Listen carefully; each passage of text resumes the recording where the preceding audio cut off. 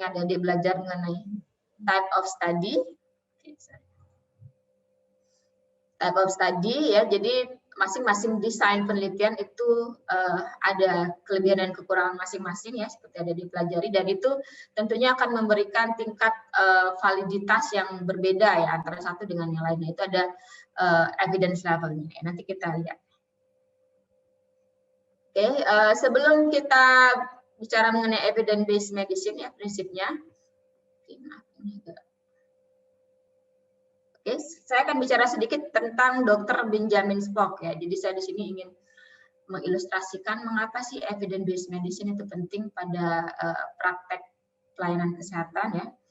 Jadi Dr. Benjamin Spock ini adalah seorang dokter anak di Amerika Serikat ya. Beliau ini sangat terkenal dengan bukunya yang berjudul Baby and Child Care. Ini dirilis tahun 1946.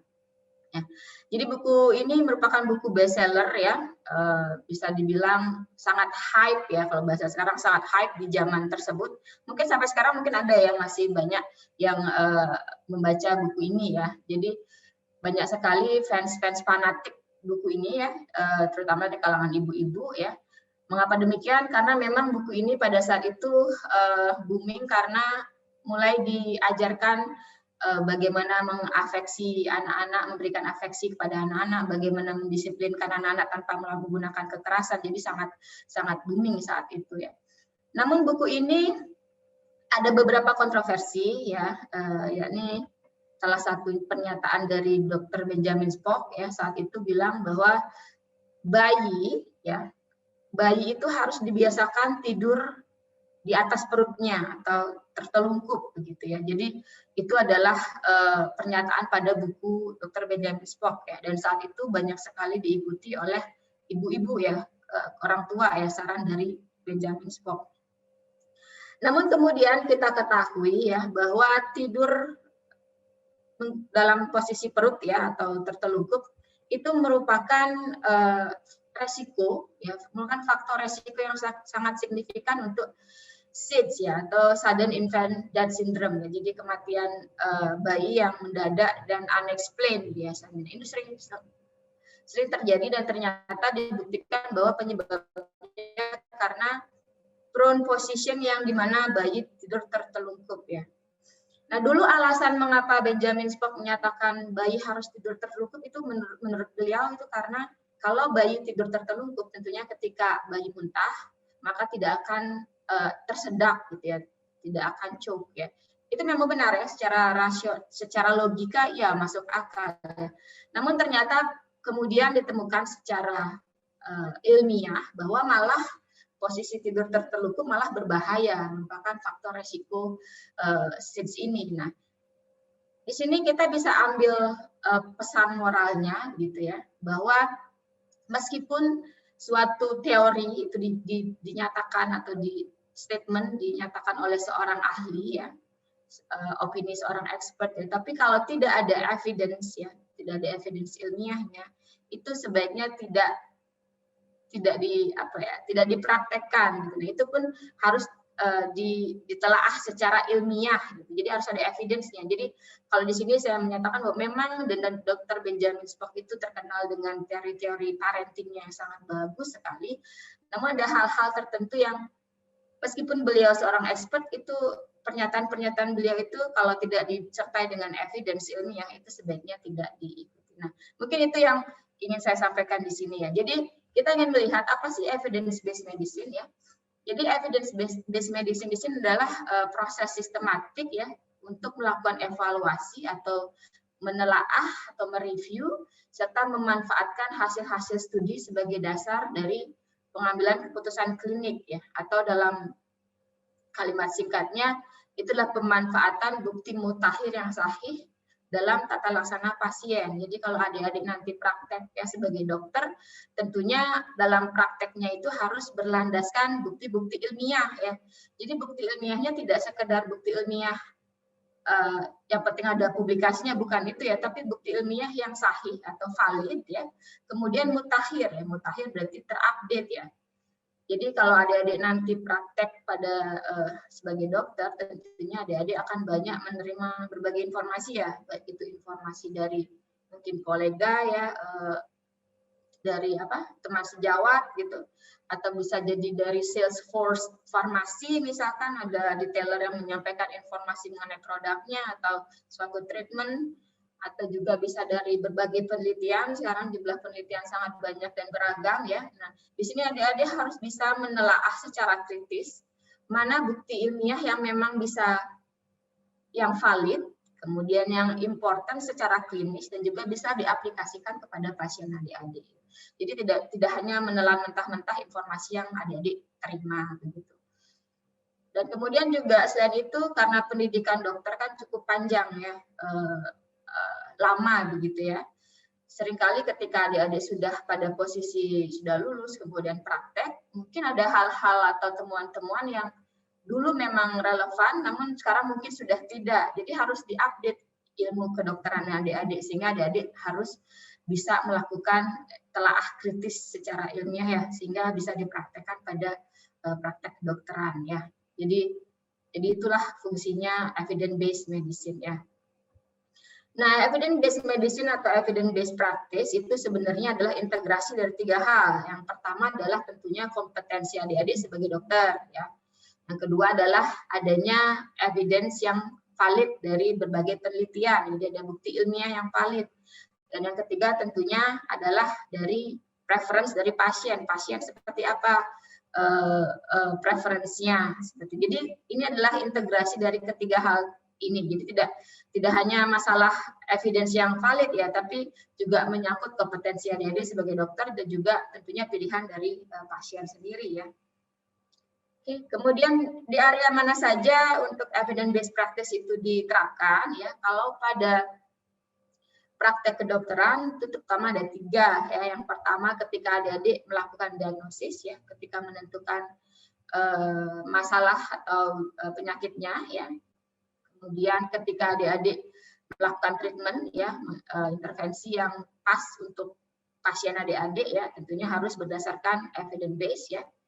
Kemudian saat adik-adik menyampaikan prognosis ya, prediksi terhadap hasil atau outcome dari disease itu juga harus berdasarkan evidence base ya. Jadi ini adalah 3 main area di mana adik-adik harus menerapkan evidence based practice ya. Jadi ketika adik-adik mendiagnosis pasien, ketika adik-adik men-treatment ya, pilihan treatment apa sih yang paling baik untuk pasien tersebut, kemudian prognosisnya seperti apa. Nah, itu harus berdasarkan evidence based ya.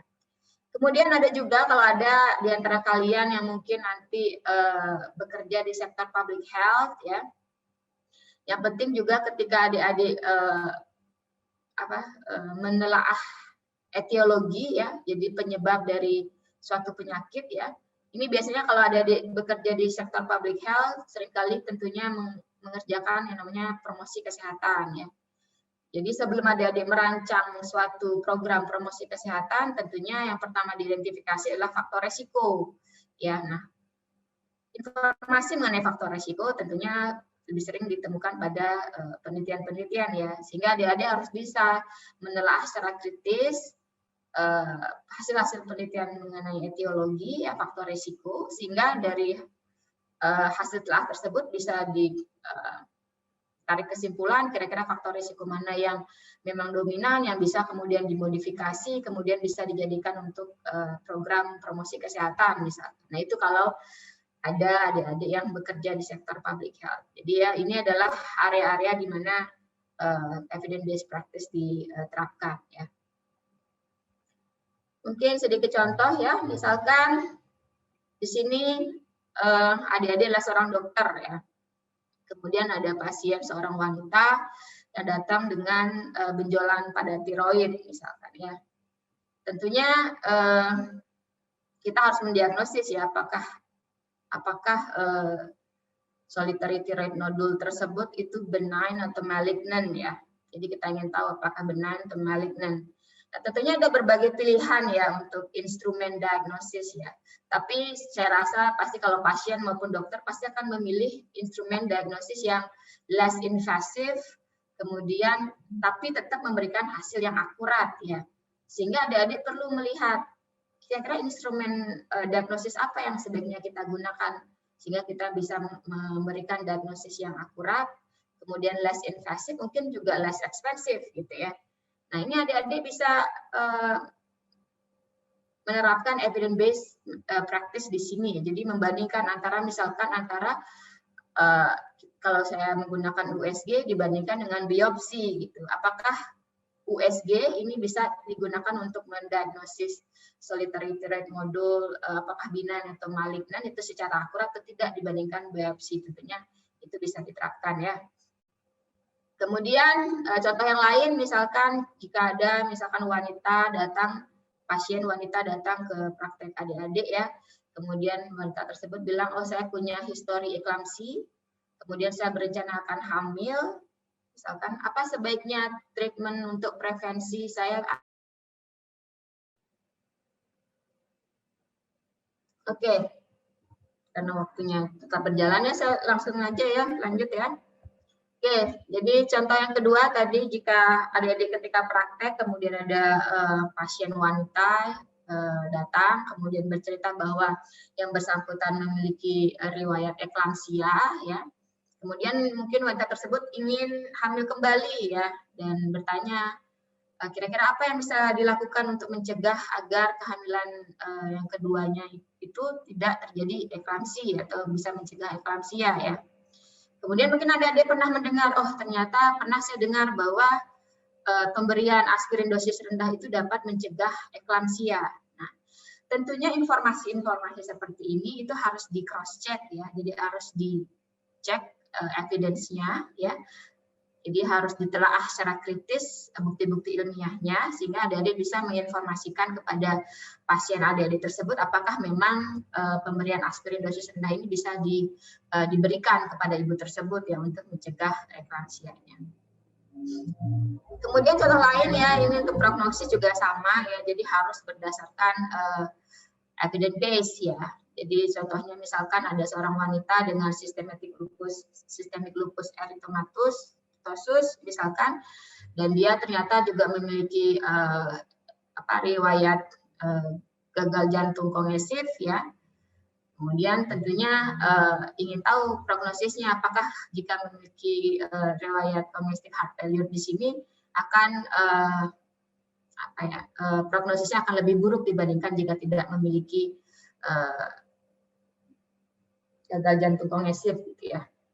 Nah, ini juga prognosis juga harus didasarkan pada evidence base ya. Jadi tidak hanya memberikan informasi berdasarkan opini-opini atau pernah dengar ya, tapi harus berdasarkan memang bukti ilmiah yang sudah ditelaah secara kritis ya. Oke, mungkin sini akan membahas lebih mengenai hal-hal tersebut ya. Namun mungkin tidak detail, nanti detailnya akan dibahas pada kuliah-kuliah yang selanjutnya ya. Nah, contohnya di sini pada diagnosis ya, tentunya ketika ada pasien datang pada adik-adik dengan suatu keluhan ya, biasanya yang pertama dilakukan adalah menggali mengenai riwayat ya, riwayat pasien tersebut, kemudian adik-adik melakukan pemeriksaan fisik, kemudian melakukan suatu pengujian yang simpel ya, yang sudah umum. Kemudian ketika mendapatkan hasil dari hasil pengujian tersebut, mungkin sudah mengarah pada suatu penyakit yang lebih spesifik, maka mungkin adik-adik perlu melakukan uji yang lebih spesifik. Nah, untuk mendiagnosis sebenarnya penyakitnya apa. Nah, di sini ketika hasil dari uji tersebut positif, ya, ternyata hasilnya positif, tentunya adik-adik bertanya, berapa sih probabilitas atau kemungkinan pasien tersebut memang memiliki penyakit tersebut. Nah, ini yang seringkali menjadi pertanyaan yang perlu atau ingin disampaikan kepada pasien misalkan. Nah, tentunya adik-adik harus mencari literatur atau hasil penelitian yang terkait dengan uji menggunakan instrumen diagnostik tersebut ya. Yang paling penting diperhatikan itu adalah predictive value ya. Jadi predictive value baik itu positive predictive value maupun negatif predictive value, karena kita tahu sendiri bahwa tidak ada instrumen yang sempurna begitu. Seringkali juga mungkin ada hasil yang false positif ataupun false negatif. Nah, jadi ketika hasilnya positif, tentunya yang adik-adik ingin lihat pada hasil penelitian tersebut mengenai uji diagnostik instrumen tersebut adalah positif predictive value-nya ya. Jadi apakah berapa persen kemungkinan pasien ini memang benar-benar memiliki penyakit tersebut ya, itu bisa dilihat probabilitasnya di predictive value-nya ya, positive predictive value. Nah, itu contohnya ya. Kemudian misalkan ketika dia sudah mendiagnosis pasien tersebut, ya tentunya sekarang kita harus memilih treatment apa yang diberikan kepada pasien tersebut. Nah, pemilihan treatmentnya tentunya juga berdasarkan evidence base ya. Apakah best treatmentnya? Apakah obat X itu lebih efektif dibandingkan obat Y gitu? Nah, bagaimana adik tahu bahwa X ini lebih efektif dibanding Y? Tentunya harus dilihat berdasarkan evidence ya. Nah, ketika adik-adik menelaah suatu artikel ilmiah mengenai treatment, ya, setelah menelaah kritis, yang perlu fokus untuk dilihat, adik-adik cermati itu adalah clinical outcome-nya, ya. Ya mungkin untuk biomolecular markers, kemudian terkait apalagi ya, farmakologinya ataupun dari sisi mekanisme kerjanya itu mungkin penting ya, tapi yang paling penting diperhatikan adalah clinical outcome-nya. Jadi berdasarkan penelitian tersebut, clinical outcome-nya seperti apa? Apakah memang X lebih baik, lebih efektif dibandingkan obat Y? Kemudian efek size-nya seberapa baikkah? Nah, itu perlu diperhatikan. Diperhatikan apakah secara statistik dia signifikan, dan juga secara klinikal dia apakah important atau tidak. Itu yang perlu diperhatikan. Nah, hal lain juga yang perlu diperhatikan ketika adik-adik menelaah artikel ilmiah mengenai treatment itu adalah mengenai karakteristik dari subjek pada penelitian tersebut. Karena seringkali yang terjadi adalah kalau penelitian mengenai treatment itu biasanya kan randomized control trial ya, jadi penelitian yang memang terkontrol ya. Sehingga subjek-subjek yang terlibat di dalamnya itu seringkali pada situasi yang ideal. Ya. Jadi perlu itu diperhatikan apakah memang karakteristik subjek pada penelitian pada artikel tersebut itu sama dengan karakteristik pasien kita. Nah, itu yang perlu diperhatikan juga ya. Seperti tadi saya bilang bahwa kalau randomized control trial itu subjeknya biasanya sangat ideal. Sebagai contoh misalkan adik-adik punya pasien DM ya. Nah, pasien DM ini kan seringkali memiliki comorbid ya, memiliki coexisting disease ya. Misalkan dia juga punya hiperkolesterolemia, juga dia obes, dia juga punya hipertensi. Nah, apakah subjek pada penelitian yang adik-adik telaah atau adik-adik baca itu juga karakteristiknya sama seperti ini? Mungkin pada artikel penelitian itu hanya DM saja, tapi tidak ada comorbid yang lain, sehingga apakah hasil penelitian tersebut juga applicable untuk pasien adik-adik? Nah, itu yang perlu juga dicermati ya, ketika menelaah artikel terkait dengan treatmentnya. Kemudian juga contoh misalkan prognosis ya, misalkan sudah diputuskan treatmentnya menggunakan obat X misalkan, kemudian kita ingin mengetahui prognosis dari pasien tersebut, tentunya juga berdasarkan evidence base. Nah, untuk prognosis, evidence-nya biasanya adalah penelitian-penelitian cohort ya. Nah, pada prognosis ini yang perlu diperhatikan ketika adik-adik membaca artikel terkait dengan prognosis, sebenarnya yang penting untuk disampaikan kepada pasien itu adalah absolute risk ya. Relatif risk memang penting, itu terkait dengan public health, oke, relatif risk itu penting. Namun ketika berhadapan dengan individual, pasien, itu yang penting adalah dilihat adalah absolute risk ya. Contohnya di sini, misalkan adik-adik punya pasien itu pasien stroke ya, kemudian sudah mulai recover. Sekarang mungkin pasiennya ingin tahu ya, kira-kira apakah mungkin akan memiliki untuk stroke yang kedua. Nah, berapa persen resikonya yang bersangkutan bisa mengalami stroke yang kedua? Kalau adik-adik menyampaikan relatif risk, tentunya agak susah ya interpretasinya ketika adik ngomong ke pasien. Misalkan bilang gini, Bapak chance atau kemungkinan Bapak mengalami stroke kedua dalam setahun itu 2 kali lipat dibandingkan orang yang tidak merokok. Misalkan adik-adik ngomong begitu ya pada pasien. Tentunya itu susah dimengerti ya oleh pasien ya. Jadi sebaiknya yang adik-adik sampaikan atau adik-adik perhatikan pada evidence atau artikel penelitian itu adalah absolute risk-nya. Jadi pada perokok, ya, berapa persen pada populasi perokok, berapa persen prevalensi atau insiden terjadinya second stroke. Nah, itu yang sebaiknya disampaikan. Jadi dia bisa menyampaikan, oh Bapak ini resiko untuk mengalami stroke kedua dalam setahun itu 30%, Pak. Nah, jadi kalau kata-kata seperti itu tentunya akan lebih mudah dipahami oleh pasien. Jadi absolute risk itu lebih penting untuk diperhatikan ketika memang ingin menyampaikan prognosis pada pasien. Mungkin itu. Kemudian, sampai sini ada pertanyaan dulu? Tidak ada? Oke, kalau begitu saya lanjut. Nah, bagaimanakah langkah-langkah untuk melakukan evidence-based medicine atau evidence-based practice, ya? Yang pertama adalah tentunya adik-adik harus memformulasikan pertanyaan klinis, ya. Jadi formulasikan pertanyaan klinis dalam atau berdasarkan PICO, ya.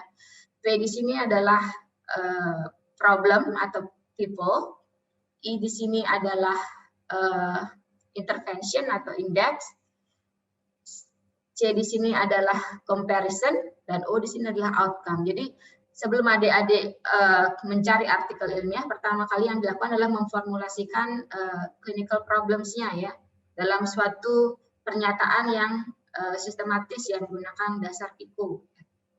Kemudian setelah adik-adik menyusun clinical problem-nya dalam sebuah pertanyaan, maka kemudian kita akan mencari penelitian-penelitian, ya, publikasi-publikasi, ya, bisa menggunakan online database, ya, misalkan kalau kedokteran banyak digunakan misalkan PubMed, bisa menggunakan Science Direct, bisa menggunakan Deadline, Inbase, dan sebagainya, ya. Jadi kita mencari informasi di database penelitian, ya.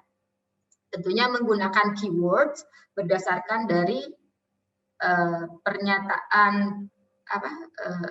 clinical problem yang tadi telah disusun dengan PICO, ya. Jadi PICO yang di situ yang digunakan sebagai keywords, ya, untuk pencarian di search engine, ya. Kemudian langkah ketiga, setelah kalian memperoleh artikelnya, tentunya harus melakukan telaah ilmiah, ya. Jadi ada critical appraise, jadi ditelaah secara kritis, ya, bukti-bukti tersebut itu dengan tools yang namanya VIA. Jadi kalau VIA itu F-nya itu adalah validity, ya, kita cek apakah artikel atau hasil studi penelitian tersebut itu valid atau tidak, kita cek. Kemudian kita nilai apakah importance atau tidak, terutama secara klinis, ya. Secara klinis important atau tidak. Meskipun mungkin secara statistik signifikan, tapi yang lebih penting dilihat juga adalah clinically importance-nya, ya, apakah secara klinis juga penting atau tidak. Kemudian yang ketiga yang dilihat adalah A-nya. A-nya adalah applicability. Apakah hasil penelitian, ya, hasil penelitian tersebut itu bisa diaplikasikan atau tidak dengan pasien adik-adik, ya. Jadi yang dilihat adalah external validity-nya, apakah bisa digeneralisasi atau tidak. Nanti yang perlu diperhatikan ketika melakukan telaah kritis. Jadi telaah kritisnya ini berdasarkan VIA di sini, ya, validity, importance, dan applicability-nya. Kemudian tentunya ketika sudah selesai mengkritisi, tentunya kita memutuskan apakah akan di-apply, aplikasikan atau tidak kepada pasiennya, ya. Kemudian setelah diaplikasikan, kemudian dievaluasi, ya. Jika ada perbaikan tentunya di-continue, namun jika tidak tentunya harus mengulang lagi siklus evidence-based medicine-nya, ya. Jadi di sini adik-adik bisa lihat ini disebut sebagai dengan ABM cycle, ya. Jadi yang pertama tentunya adik-adik memiliki mengidentifikasi, ya, masalah dari pasien, kemudian memformulasikan permasalahan tersebut dengan PICO, ya. Kemudian menggunakan PICO tersebut sebagai keyword untuk mencari informasi bukti-bukti ilmiah, artikel-artikel ilmiah. Kemudian melakukan telaah klinik kritis, ya, critical appraisal. Kemudian hasil critical appraisal-nya tentunya kita aplikasikan, kemudian kita evaluasi dan seterusnya. Jadi ini adalah siklus ABM-nya. Oke, yang pertama kita akan membahas mengenai PICO, ya. Jadi langkah pertama adalah tadi sudah dijelaskan menyusun clinical questions menggunakan PICO. Jadi P itu adalah people atau patient to problem, ya P-nya, kemudian I-nya adalah intervention, kemudian C-nya adalah comparison, ya, dan O-nya adalah outcome. Jadi kita identifikasi dulu apa masalahnya atau siapa pasiennya, karakteristiknya seperti apa. Kemudian intervensinya apa yang ingin dibandingkan, misalkan. Intervensinya apa itu yang pertama. Kemudian apa dibandingkan dengan apa. Kemudian outcome apa yang ingin dicapai. Nah, itu yang perlu diidentifikasi ya. Nah, mungkin sering jadi pertanyaan adalah apakah ketika menyusun pertanyaan klinis harus ada keempat elemen PICO tersebut? Itu yang jadi sering pertanyaan ya. Jawabannya tidak ya. Ada situasi di mana misalkan hanya perlu PI dan O-nya ya. Jadi hanya perlu informasi mengenai patient, intervention, dan outcome. Di sini saya berikan contoh. Misalkan adik-adik ingin tahu apakah pemberian temulawak itu bisa meningkatkan nafsu makan pada anak-anak yang gizinya buruk misalkan ya. Nah, kalau pertanyaan seperti ini tentunya yang ada hanya PI dan O-nya. Jadi P-nya adalah anak-anak dengan nutrisi gizi buruk misalkan, I-nya adalah intervensi pemberian temulawak, O-nya adalah peningkatan nafsu makan. Jadi hanya ada PI dan O di sini kalau pertanyaannya seperti tersebut ya. Ada juga seringkali situasi hanya ada elemen P dan O, misalkan terkait dengan prevalensi ya. Misalkan adik-adik ingin tahu berapa persen sih pasien dengan TIA, atau ada yang tahu TIA apa? Halo, ada yang tahu? TIA adalah transient apa? Ini mahasiswanya pada kalem semua ya. Oke. Transient ischemia attack ya. Jadi stroke ringan ya. Jadi misalkan adik-adik ingin tahu pasien dengan stroke ringan ya, berapa persenkah yang kemudian mengalami stroke ya. Jadi ingin tahu misalkan berapa persen pasien dengan stroke ringan kemudian mengalami stroke. Tentunya di sini hanya ada elemen P dan O ya. Jadi P-nya adalah pasien dengan stroke ringan, O-nya itu adalah outcome-nya adalah stroke. Jadi di sini hanya perlu P dan O. Jadi tidak selalu PICO ya, kadang-kadang PIO, kadang-kadang PO ya. Nah, PICO inilah yang kemudian kita gunakan sebagai keywords dalam pencarian bukti-bukti ilmiah ya. Oke, di sini saya berikan ilustrasi sedikit.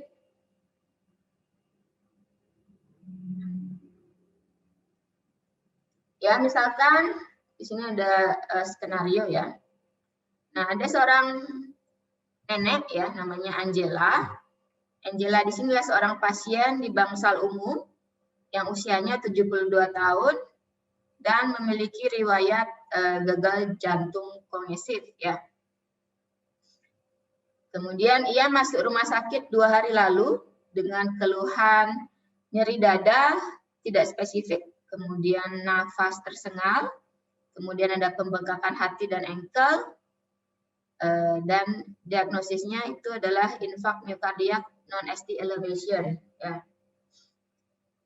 Nah, nenek Angela ini sangat rajin meminum obat ya. Ini obat-obat yang dia gunakan itu adalah lisinopril dan aspirin ya. Jadi ACE inhibitor dan NSAID ya. Dia juga memberitahu adik-adik, ini ceritanya adik-adik adalah dokter si nenek Angela ini ya. Jadi Angela memberitahu pada adik-adik ya bahwa dia agak sulit mendengar, kemudian sedikit batuk dan juga sudah merokok selama 40 tahun. Ya, jadi dia biasa merokok 20 batang per hari.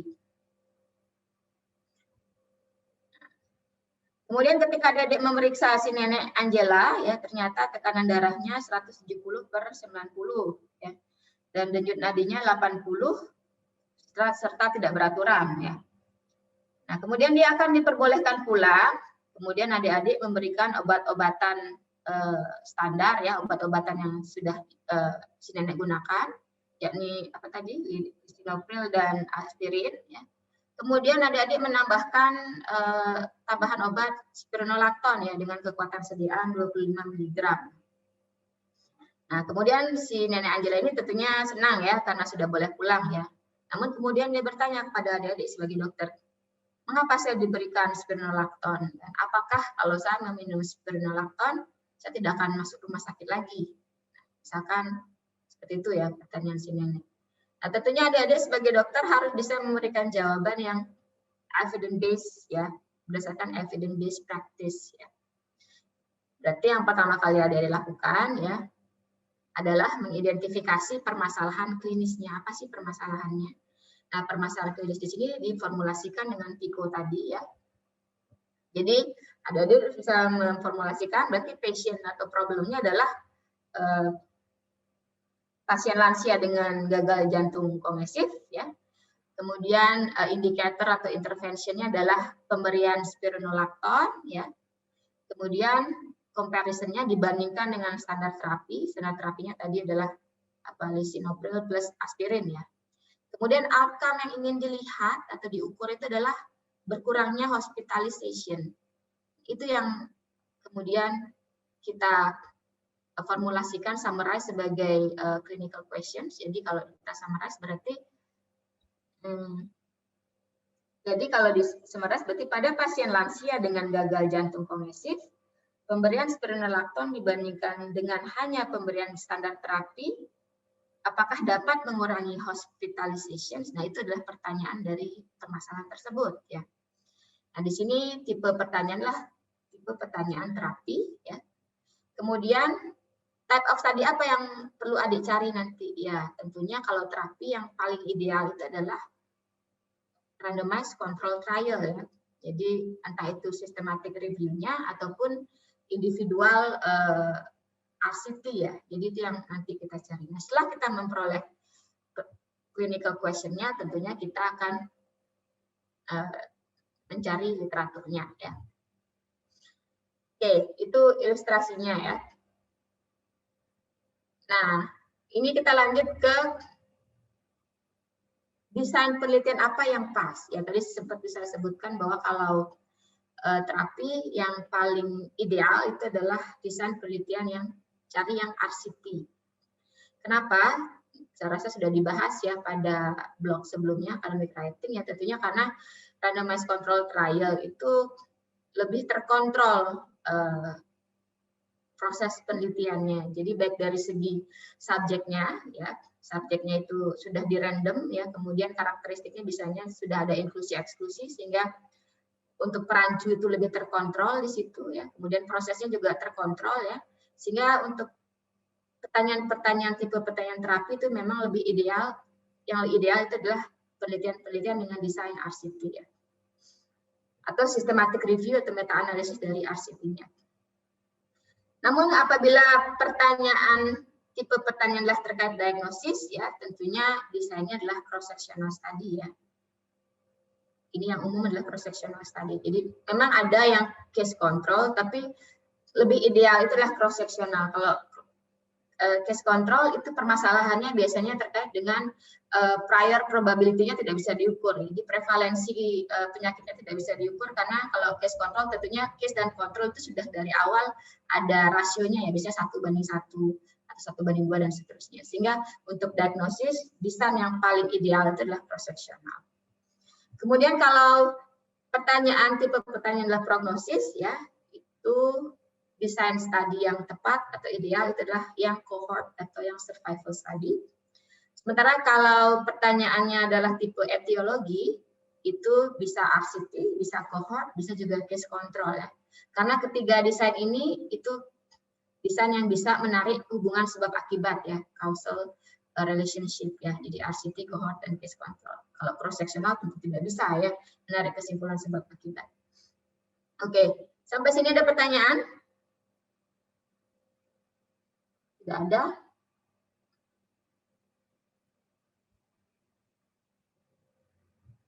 Oke, sekarang kita masuk ke level of evidence ya.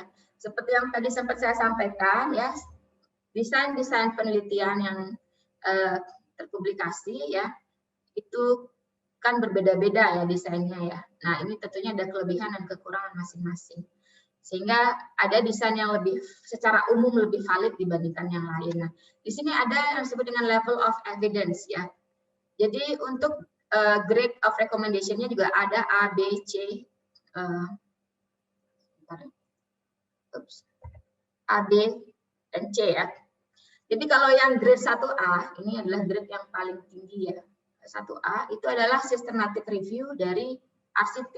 Jadi secara umum, systematic review RCT itu dianggap yang paling level of evidence yang paling tinggi, paling valid ya. Kemudian 1B itu adalah RCT secara individual ya. Kemudian kalau 2A itu adalah systematic review dari cohort ya. 2B itu adalah individual cohortnya ya, atau randomized control trial yang low quality itu juga 2B. Kemudian kalau 3A itu adalah systematic review dari penelitian-penelitian case control. Kemudian 3B itu adalah individual case control studies ya. Kalau 4 itu adalah case series, kemudian cohort dan case control yang kualitinya rendah ya. Kemudian yang terakhir di bawah kelihatan. Yang D, yang 5 itu adalah opini expert ya. Jadi atau non systematic review dari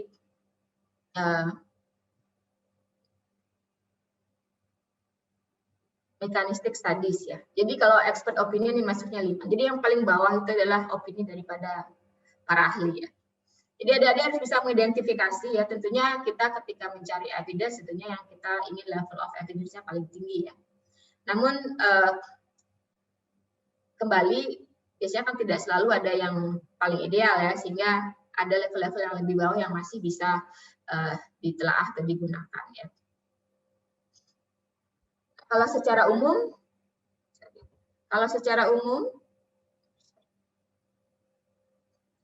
ini adalah hierarki dari level of evidence ya.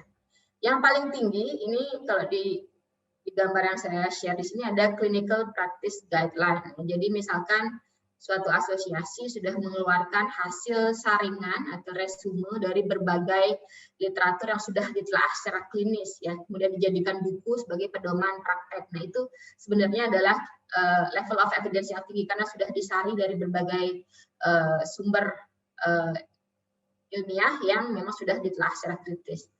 Kemudian yang juga tinggi level of evidence-nya itu adalah meta-analisis atau systematic review dari RCT ya, randomized control trial ya. Kemudian di bawahnya yang lebih rendah itu adalah randomized control trial secara individual.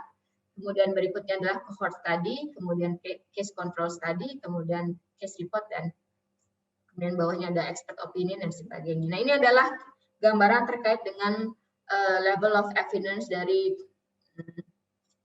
evidence atau bukti-bukti ilmiah ya. Jadi ada hierarkinya.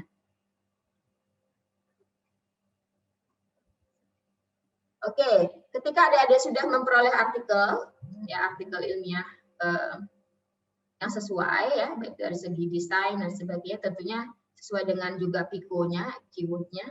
Kemudian kita akan melakukan pricing ya. Jadi pricing secara kritis ya. Seperti tadi sudah dijelaskan, yang pertama kita lihat adalah validitasnya. Apakah hasil penelitian, penelitian tersebut valid atau tidak.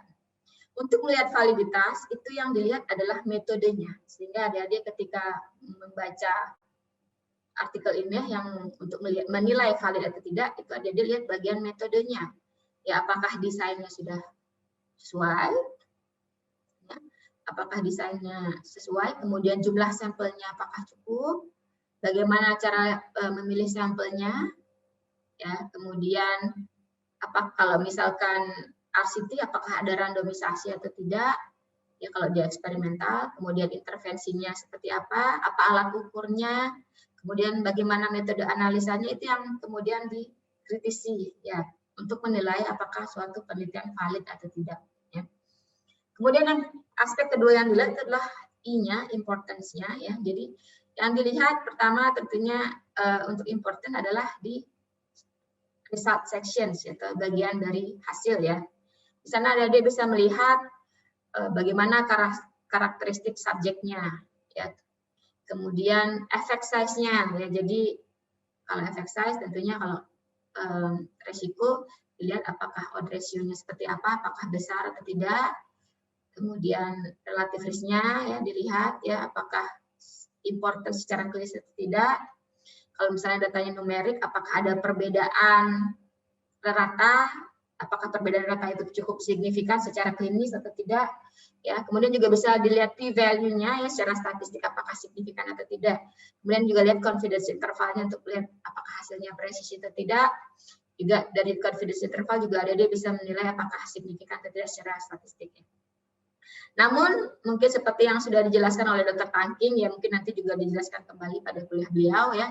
Yang paling penting dinilai pada hasil ya terkait dengan importance itu tentunya adalah clinically importance-nya ya, jadi effect size-nya ya. Jadi tidak hanya lihat signifikan atau tidak secara statistik, tapi secara klinis apakah itu important atau tidak ya. Seperti kemarin mungkin diberikan contoh misalkan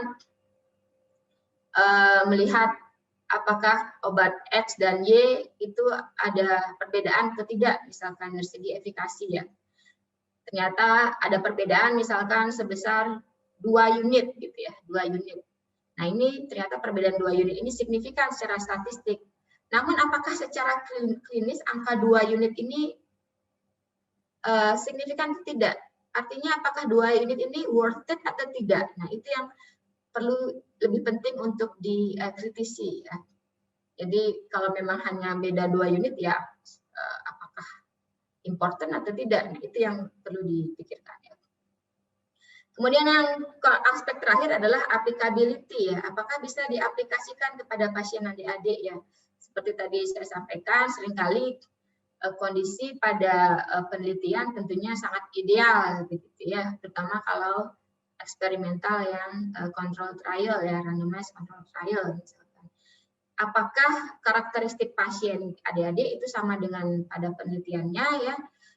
Sehingga bisa digeneralisir hasil penelitian tersebut kepada pasien ADHD ya, apakah bisa memang atau tidak. Nah itu yang perlu dikritisi ya, jadi harus dilihat karakteristik pasien ADHD dengan settingan daripada penelitian tersebut ya. Ini bisa adik-adik lihat pada bagian discussion biasanya.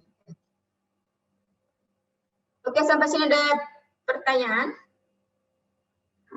Saya lupa menyalakan kamera. Oke. Ada pertanyaan? Kalau tidak ada pertanyaan, nanti saya tanya. Tidak ada? Kalau tidak ada, kita exercise ya. Sebenarnya di sini hanya introduction ya. Jadi nanti silakan adik-adik akan lebih banyak mendapatkan pemaparan yang lebih detail dari kuliah-kuliah selanjutnya ya. Oke, saya akan memberikan exercise ya.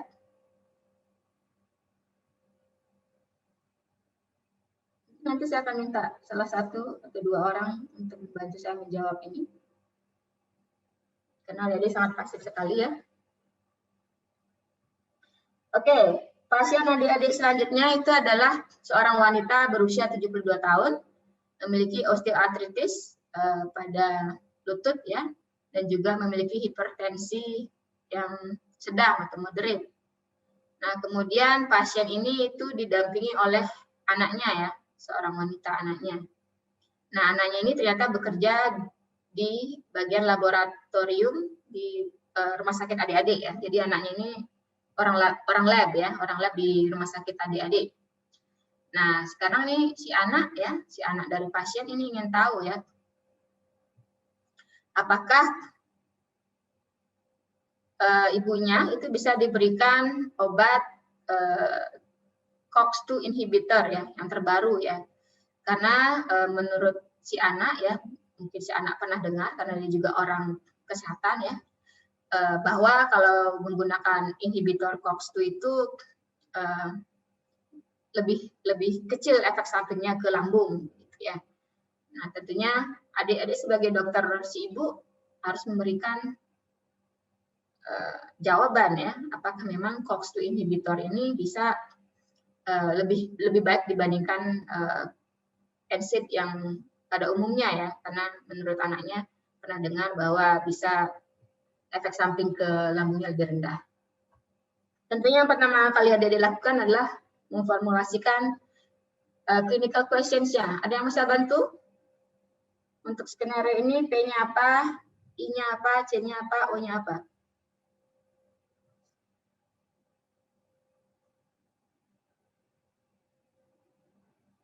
Ayo.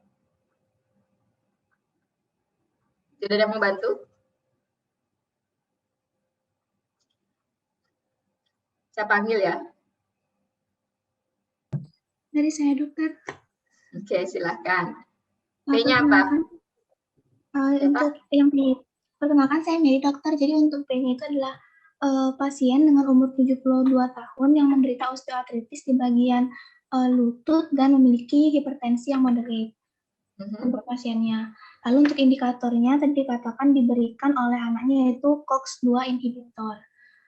Untuk pembandingnya, seperti yang dokter tadi katakan, ingin membandingkan dengan NSAID yang lain untuk outcome-nya itu sendiri mengurangi daripada pendarahan pada GI tract, dokter. Mungkin sekian. Oke, terima kasih. Siapa tadi namanya?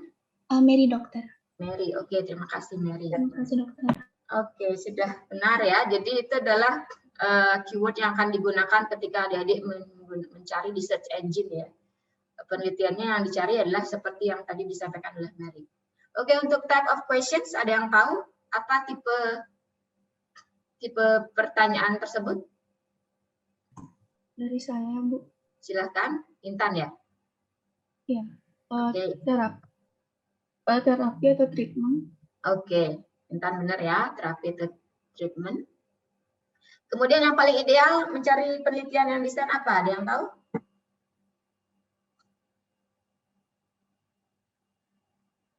Ada yang tahu? Sebaiknya desain yang paling bagus kalau untuk mencari informasi mengenai ini, treatment apa?